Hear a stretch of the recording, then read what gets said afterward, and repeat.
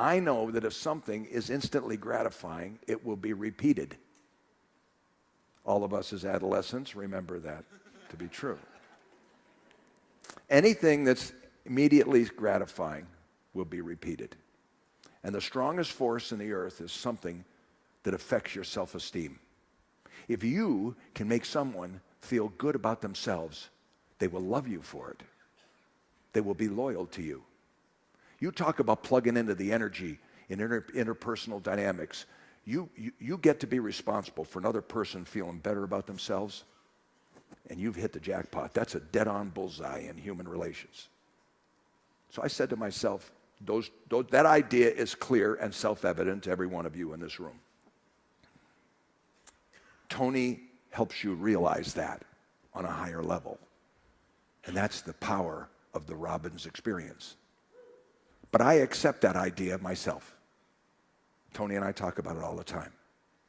Okay, if I accept and you accept the idea that anything that's instantly gratifying will be repeated, I say to myself, in the context of this building, if I could get my employees, one at a time, to reach out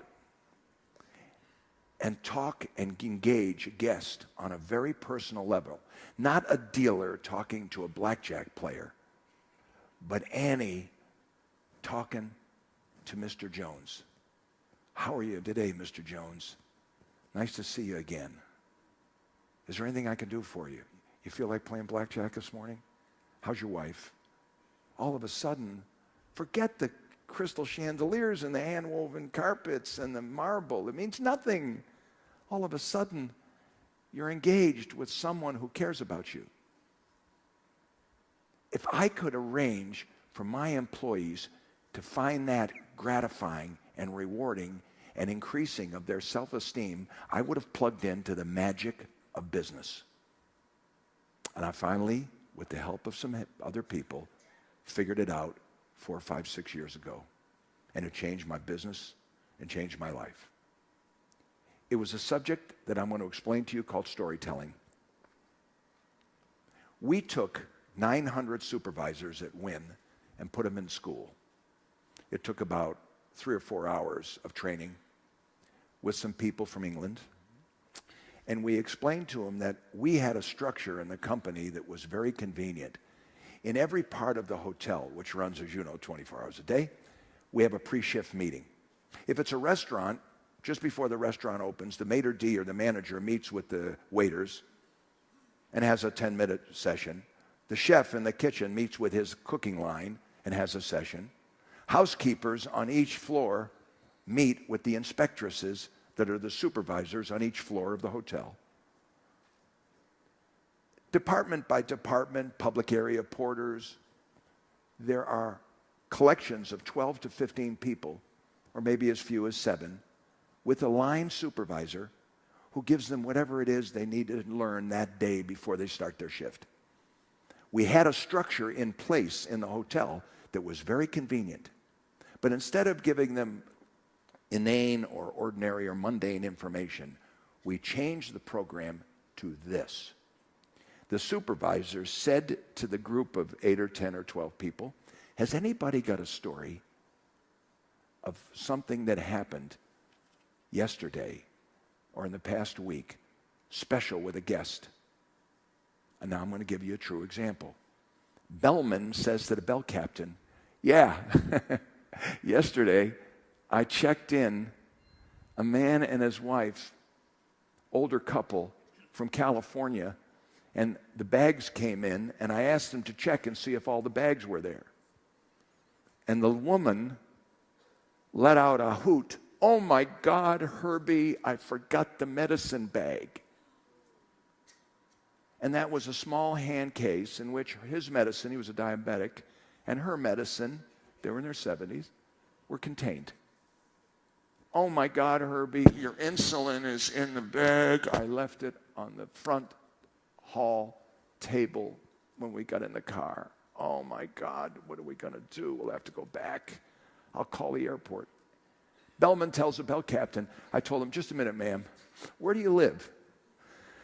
Pacific Palisades. Is there anybody at home at your house? Well, our housekeeper's there. I have a brother that lives in Encino. It's a Latino bellman. My brother, Hervé, lives in Encino. Why don't I give him a call? He can go over to your house and pick up the bag, and we'll manage to get it here for you. When do you need the medicine? It was 3 o'clock in the afternoon. She says, by 7 a.m. He says, don't you worry. If you can get that lady on the phone, tell her that Hervé Mendez is coming, and we'll get it here at 7 o'clock in the morning. You can do that? Yes, ma'am. She calls, he waits, she calls, tells the housekeeper, is the bag there? Yes, you left it on the front hall table. Hervé is coming to get it. Let him have it within the next hour. Okay, bye. You sure you can do it? Please, lady, enjoy dinner. Have a good time. Everything's going to be fine, I promise. Kid goes downstairs, tells the bellman on duty, his supervisor, that he's got to go get the bag. Jumps into his car, drives 5 hours to his brother's house, picks up the bag, turns around, and gets back to Las Vegas at 4 in the morning.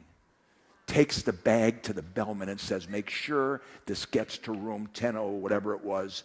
By 7 a.m., it's got the lady's medicine.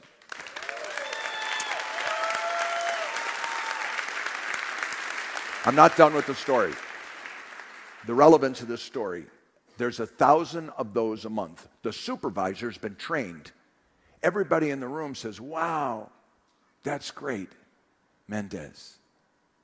We have an internet loop, a special internet thing in the hotel for the employees. And we have a sign shop, and we make signs for the back of the house.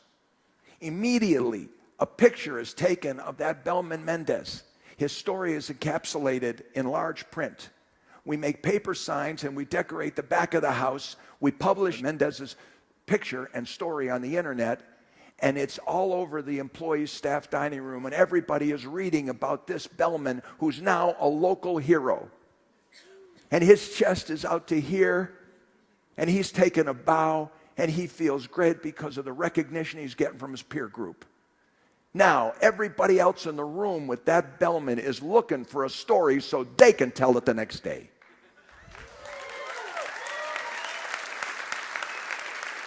We found a key to making a single employee acting with a single guest instantly gratifying and increasing of their self-esteem.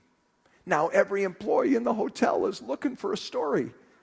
The dealers are on their way down the hall to take a break at the staff dining room, and they see a lady and a man looking a little confused, and they walk over on break and say, you look like you're looking for something. Can I help you?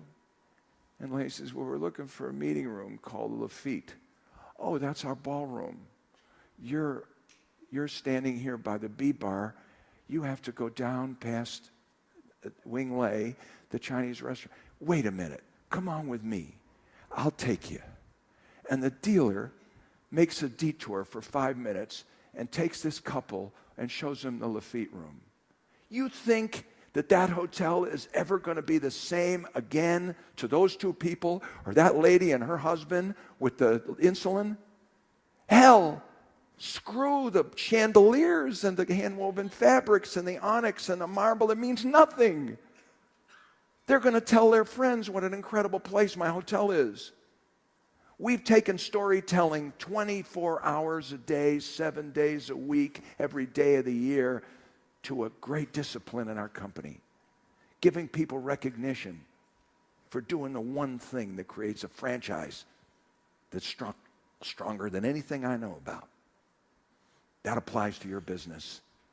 You've got to find those ideas that lift your staff, make them feel great about themselves in the context of your business. You do that, and I tell you that the results will astound you. First an idea, and then a program. First an idea, and then a building. It works every time. Thank you.